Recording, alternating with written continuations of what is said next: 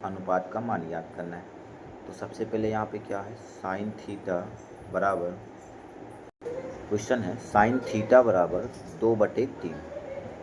तो हमको अन्य 5 त्रिकोणमितीय अनुपात का मान निकालना है। तो साइन थीटा क्या होता है, साइन थीटा आपका होता है L/K। L का मतलब लंब है और K का मतलब कर्ण है। तो यहाँ इस फिगर को बना दिया जाए।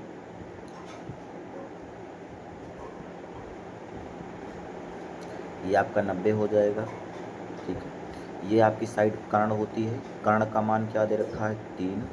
ये लंब का मान 2 हो गया। अब की बार आपको आधार नहीं दे रखा, तो इसको हम x मान लेंगे। क्या मान लेंगे भाई, x। और यहाँ पे आपका आ जाएगा थीटा।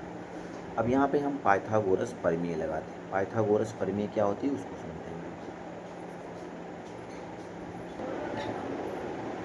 पाइथागोरस प्रमेय क्या होती है, कर्ण स्क्वायर बराबर लंब स्क्वायर प्लस आधार स्क्वायर, ठीक है। यहाँ पे कर्ण का मान क्या दे रखा है 3, तो हम यहाँ पे 3 का स्क्वायर कर देंगे। लंब का मान दे रखा है 2, यहाँ 2 का स्क्वायर हो जाएगा। आधार का मान दे रखा है x, तो यहाँ पे x का स्क्वायर हो जाएगा। 3 का स्क्वायर करेंगे तो 9 आएगा। 2 का स्क्वायर कर देंगे तो यहाँ पे 4 हो जाएगा। और x का स्क्वायर करेंगे तो x स्क्वायर ही रहेगा। 9 माइनस 4 बराबर एक्स स्क्वायर। 9 में से 4 कम करेंगे तो 5 बराबर एक्स स्क्वायर होगा। अगर यहाँ से रूट हटाएं, स्क्वायर हटाएंगे, अगर यहाँ से स्क्वायर हटाएंगे तो यहाँ पे क्या हो जाएगा √5। यहाँ पे जो आधार है इसका मान क्या आ गया √5।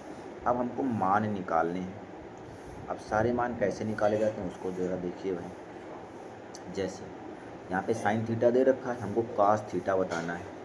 कास थीटा होता है आधार बटे कर्ण। यहाँ पे आधार का मान क्या है √5 हो गया। कर्ण का मान क्या है 3, यहाँ पर 3 हो जाएगा। टैन थीटा बताना है, तो टैन थीटा होता है लंब बटे आधार। तो लंब का मान क्या है 2, आधार का मान क्या है √5। तो ये हमने √5 कर दिया। अब उसके बाद कॉसेक थीटा।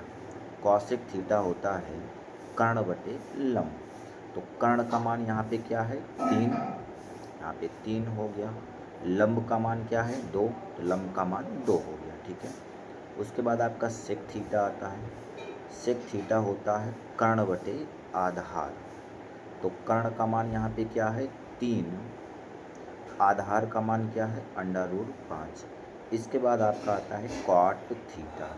कॉट थीटा होता है आधार बटे लंब।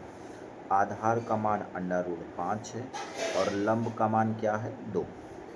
ये आप इस तरीके से आप सारे मान को